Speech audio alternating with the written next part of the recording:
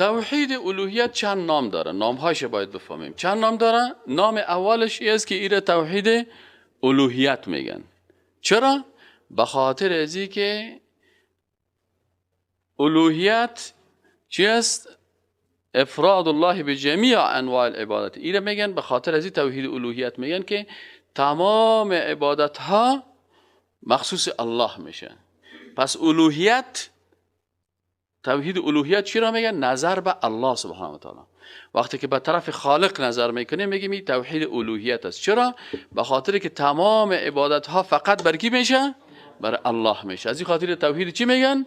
الوهیت میگن که تمام عبادت ها و تمام شریعت و تشریع و قانون که است مخصوص از او هست. از این خاطر چی میگن؟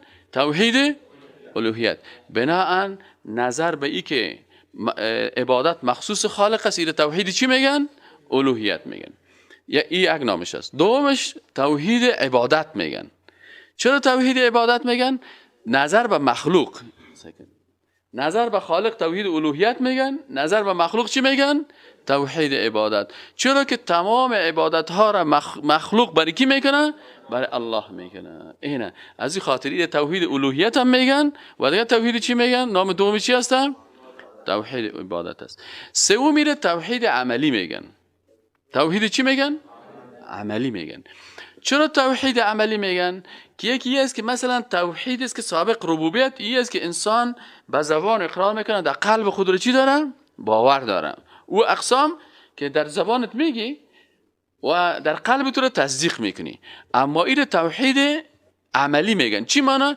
که این تنها به اقرار به زبان و تصدیق به قلب اکتفا نمیکنه، بلکه عملا باید تو به الله عملا عبادت هایت برای الله بکنی، عملا باید قانون الله را سر تطبیق بکنی. این توحید چی میگن؟ عملی میگن. این سومی نام شد. چهارمیش این توحید اطاعت میگن. چرا توحید اطاعت میگن؟ به خاطر ازی که فقط از الله در قانونش اطاعت میشه. فقط از کی؟ از الله در قانونش چی میشه؟ اطاعت میشه. پس ما گفتیم که چند نام داره توحید؟ 4 نام. نام اولش چی است؟ الوهیت. دومش عبادت. سومش توحید عملی. چهارمش توحید اطاعت. برادر کل زندگی مسلمان دینمی میچرخه.